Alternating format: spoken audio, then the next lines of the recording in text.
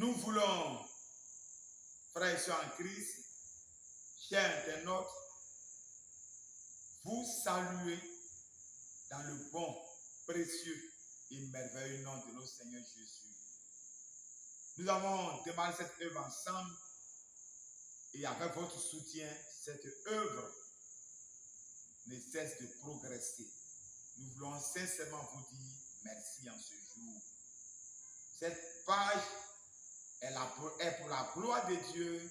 Cette page œuvre à l'évangélisation, œuvre à l'édification du corps de Christ. Merci de nous soutenir. Merci et merci encore. En ce jour, nous parlerons de l'importance de l'obéissance à Dieu. Oui, que nous apporte le fait d'obéir à Dieu. Nous sommes enfants de Dieu. Nous devons accepter Jésus-Christ comme Sauveur et Seigneur. Qu'est-ce que cela nous apporte? Le fait d'obéir à Dieu. L'importance de l'obéissance à Dieu. Nous allons lire deux passages. On va commencer par Deutéronome, chapitre 28. Nous ne lirons que le verset 1. Et nous lirons ensuite Lévitique, chapitre 26, verset 1 à 4. Deutéronome, chapitre 28. J'ai lu le verset 1. Si tu obéis à la voix de l'Éternel ton Dieu, en observant et en mettant en pratique tous ses commandements que je te prescris aujourd'hui, l'Éternel ton Dieu te donnera la supériorité sur toutes les nations de la terre. Lévitique chapitre 26, nous allons lire du verset 1 au verset 4. Vous ne vous ferez point d'image d'idole. Vous ne vous ferez point d'idole. Vous ne vous élèverez ni image taillée, ni statue. Et vous ne placerez dans votre pays aucune pierre ornée de figures pour vous prosterner devant elle, car je suis l'Éternel, votre Dieu. Vous observerez mes sabbats et vous révérerez mon sanctuaire. Je suis l'Éternel. Si vous suivez mes lois, si vous gardez mes commandements et les mettez en pratique, je vous enverrai des pluies en leur saison. La terre donnera ses produits et les arbres des champs donneront leurs fruits. L'importance de l'obéissance à Dieu, ou que nous apporte le fait d'obéir à Dieu. Le passage que nous avons lu dans Deutéronome chapitre 28, verset 1, c'est le serviteur de Dieu Moïse qui parle de la part de Dieu. Il dit au peuple de Dieu, si tu obéis à la voix de l'Éternel ton Dieu, en observant et en mettant en pratique tous ces commandements, Dieu dit qu'il te donnera la supériorité. Il veut qu'on retienne ça bien. La supériorité sur toutes les nations. Notre désir, que Dieu bénisse ces moments, que Dieu bénisse sa parole dans les cœurs et que par ce message, oui, Dieu relève nos cœurs à l'obéissance à sa voix. Que Dieu relève nos cœurs à l'observation de ses directives, de ses commandements. Donc Moïse disait au peuple de Dieu, Dieu me dit de vous dire que si vous obéissez à sa voix, si vous respectez ses commandements, il vous donnera la supériorité sur toutes les nations de la terre. La supériorité. Et dans le livre de Lévitique, c'est encore Dieu qui parle. Il dit à son peuple encore, si vous observez ma parole, si vous observez mes lois, je vais vous bénir. Je vais apporter des pluies en leur saison. Vos champs vont donner. Vos arbres vont porter du fruit. Une manière de dire, tout ce que vous allez s'aimer va donner ce que cela doit donner au-delà de vos pensées. Dieu parle de supériorité. Dieu promet la supériorité.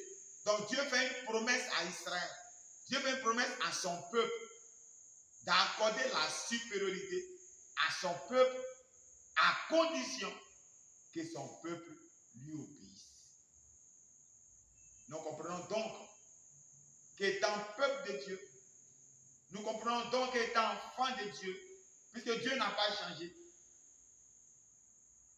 ce qu'il a dit à Israël tient toujours pour tous ceux qui se réclament de lui, pour tous ceux qui se disent être enfants de Dieu, être peuple de Dieu.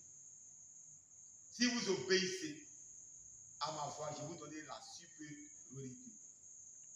Supériorité, c'est qui parle d'être au-dessus des autres, d'être plus que les autres.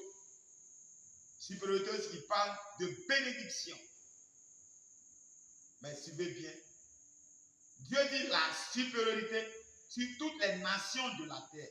Une manière de dire l'obéissance à la voix de Dieu nous donne d'être bénis, nous donne d'avoir une bénédiction qui est sans limite.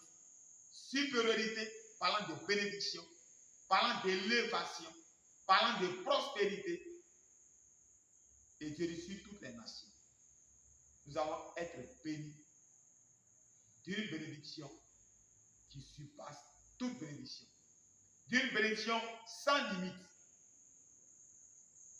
Voyez ce que Dieu promet si nous obéissons à sa foi. Voyez ce que Dieu promet si nous faisons ce que Dieu nous demande. Je suis donc en train de dire à quelqu'un, Dieu est en train de dire à chacun de nous, au travers de ce passage, que sa bénédiction n'est conditionnée que par l'obéissance à sa foi. Quand tu obéis donc à la voix de Dieu, quand tu obéis aux recommandations du Seigneur, le résultat, ce que cela t'apporte, c'est que Dieu te bénit. Dieu te bénit d'une bénédiction sans limite. Dans l'obéissance à la voix de Dieu se trouve notre bénédiction. Dans l'obéissance à la voix de Dieu, Dieu dit qu'il va donner la supériorité sur toutes les nations. Dans l'obéissance à la voix de Dieu se trouve donc notre victoire sur tous nos ennemis. Si on a la supériorité sur toutes les nations, si on a la supériorité sur tous les peuples, si on a la supériorité sur tous les hommes, qui peut nous vaincre? Parce que justement, quand on obéit à Dieu, c'est Dieu même qui est avec nous. Et c'est Dieu même qui combat pour nous. Et c'est Dieu lui-même qui nous accorde des victoires et des victoires. De ta bénédiction, plutôt de ton obéissance à la voix de Dieu, sortira ta bénédiction. De ton obéissance à la voix de Dieu, sortira ta victoire sur tous tes ennemis. Et la Bible nous dit, quand nous voyons bien dans Psaume numéro 34, le verset 7, la Bible dit, l'ange de l'Éternel campe autour de ceux qui craignent Dieu. L'ange de l'Éternel campe autour de ceux qui craignent Dieu. Notre protection aussi, notre protection sort de notre obéissance à Dieu. Notre protection découle de notre obéissance à Dieu. Je disais l'importance de l'obéissance à Dieu. Que gagne-t-on? Que nous apporte le fait d'obéir à Dieu? Frères, sœurs, ces passages que nous venons de lire nous montrent que ce n'est pas le fait de multiplier les jeûnes et prières qui nous apportent la bénédiction de Dieu.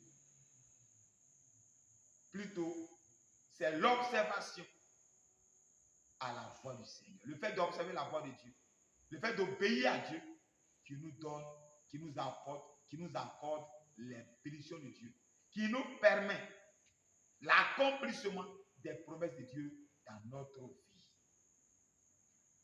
Si nous jeûnons et que nos jeûnes sont conduits par Dieu, que nos jeûnes viennent de Dieu, ont été recommandés par Dieu, alors nous serons nos bénédictions. Mais Dieu nous dit, au travers de ces passages, que c'est le fait de lui obéir, c'est ce qui entraîne, c'est ce qui amène sa bénédiction dans notre vie. C'est le fait de lui obéir qui nous donne la victoire sur nos ennemis, qui nous donne la supériorité sur nos ennemis. C'est le fait de lui obéir. C'est notre crainte de Dieu qui est notre sécurité, qui est notre protection. Parce que l'ange de l'Éternel campe autour de ceux qui craignent Dieu. Veux-tu être béni par le Seigneur? Veux-tu voir les promesses de Dieu s'accomplir dans ta vie? Parce que nous connaissons tous l'histoire du peuple de Dieu. La Bible dit qu'Israël était en esclavage en Égypte. Et Dieu, par sa puissante main, comme il avait promis à son serviteur Abraham, qu'il allait les faire sortir. Dieu effectivement les a fait sortir de l'Égypte en ouvrant la mer, en manifestant sa puissance. Israël est sorti de l'Égypte. Israël est sorti de l'esclavage. Et Dieu a en train de les conduire dans leur bénédiction. Promesse qu'il avait eu à faire à son serviteur Abraham. Mais la Bible dit quoi? Nous constatons que ce que Dieu lui-même l'a dit, faire sortir Israël de l'Égypte et donner à Israël de rentrer dans sa bénédiction en Canaan, cela n'a pas pu se réaliser. Sur plus de 600 000 personnes, seulement 2 personnes, de ceux qui sont sortis effectivement de l'Égypte, seulement 2 personnes ont pu rentrer dans les promesses de Dieu. Les autres sont morts parce qu'ayant désobéi à Dieu. Les autres sont morts parce qu'ayant fait autre chose que ce que Dieu a dit. Les autres sont morts parce qu'ayant murmuré contre Dieu, ayant désobéi à Dieu. Quelqu'un entend dire, quand Dieu dit, il fait. Oui, quand Dieu dit, il fait, c'est qu'il dit la parole. Il n'est pas un homme pour mentir, ni un fils d'homme pour se repentir. Ce que sa bouche dit, sa main l'a accompli. C'est vrai. Mais veille bien sur tes pas. Parce que Dieu n'accomplit ses promesses que vers ceux qui lui obéissent. Dieu n'accomplit ses promesses qu'à l'endroit de ceux qui lui obéissent. Et quand nous prenons l'histoire des enfants d'Israël, dans tout ce peuple-là, ce nombreux peuple, la Bible dit quoi? Caleb et Josué, c'est Dieu qui parle, ayant suivi la voix de Dieu comme il se doit, ce sont les 2 seulement qui sont rentrés dans cette promesse. Ce sont les 2 qui ont obéi à Dieu comme il se doit. Frères, sœurs, peuple de Dieu, Dieu nous parle de l'obéissance à sa foi. En cette fin d'année, tu veux voir la gloire de Dieu. Et certainement, tu t'es engagé dans un moment de jeûne et prière. Tu t'es engagé dans 1 mois. Tu t'es engagé dans 40 jours. Tu t'es engagé dans 2 semaines. Tu t'es engagé dans 1 semaine. Tu t'es engagé dans un temps de prière. Que Dieu te bénisse. Et que Dieu te soutienne. Et qu'il te donne d'aller jusqu'au bout. Mais retiens. Retiens quelque chose. Ce qui va entraîner la gloire de Dieu vers toi, ce qui va donner à Dieu de t'exaucer, c'est l'obéissance à sa foi. C'est l'obéissance à ses directives. Tu as beaucoup d'ennemis, c'est vrai. Tu veux la protection de Dieu, c'est vrai. Mais Dieu dit, si tu obéis à sa voix, il te donne la supériorité, il te donne la victoire, il te donne de triompher de tous tes ennemis. Dieu dit, si tu lui obéis en toutes choses, lui-même va te protéger. Lui-même va te garder. Et ses grâces, et son abondance, et sa gloire seront ton partage. L'importance de l'obéissance à Dieu, que nous apporte le fait d'obéir à Dieu. Quand on obéit à Dieu, Dieu nous bénit d'une bénédiction sans limite. Quand on obéit à Dieu, nous avons la victoire sur tous nos ennemis. Nous sommes supérieurs à tous nos ennemis. Quand on obéit à Dieu, quand nous craignons Dieu, Dieu nous assure la protection. Que Dieu te bénisse. Que Dieu te garde. Et que par ce message, tu te réveilles, tu te lèves pour obéir à ton Dieu en toutes choses. Que Dieu vous bénisse. Nous allons prier. Oui, nous allons prier le Seigneur. C'est tellement que tu avais compris les choses autrement. Et tu mettais ton effort dans certaines choses. l'essentiel de la vie chrétienne, c'est de faire les choses selon le Seigneur. Nous allons prier pour que Dieu t'aide à faire les choses selon lui. Pour que Dieu t'aide à lui obéir en toutes choses.